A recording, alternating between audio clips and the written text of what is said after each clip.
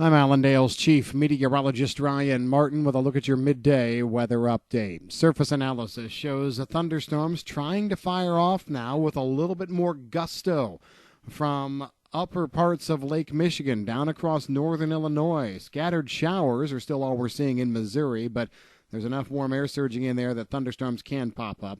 What'll be real interesting is where the thunderstorms go tonight and where they don't.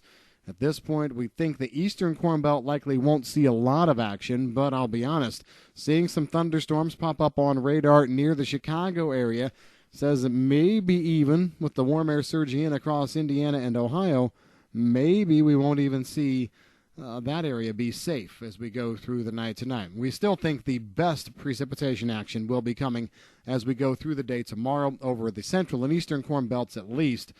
Maybe even back in the southwestern Corn Belt as well. We've got a cold front that's sagging southeast, making its way across most of Minnesota right now, just starting to work into Iowa and through parts of northern Wisconsin. The air behind that front, markedly colder.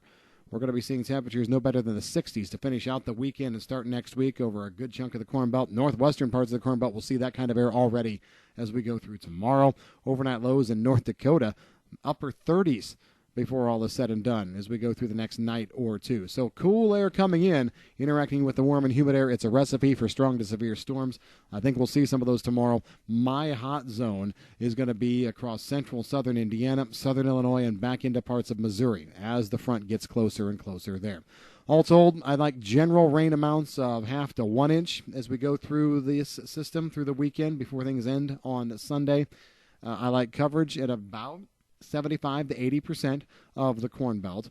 I think that we have to keep a door open for heavier rain totals, 2 inches or better, where some of these strong thunderstorms fire off maybe as we go through tomorrow afternoon. But the areas that see those heavy rains are going to be somewhat localized, I think, when we get right down to it.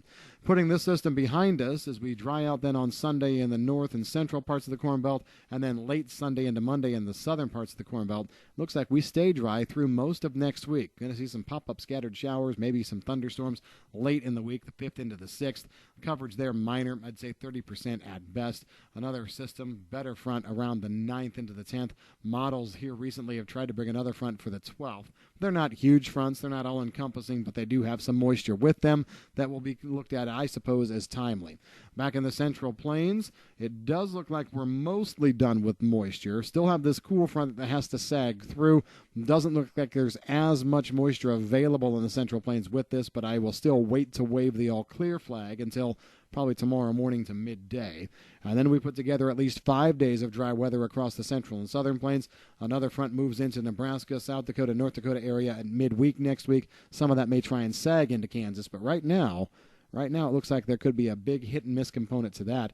If we get on the miss side, most of the central plains might be able to squeeze out almost a week's worth of dry weather.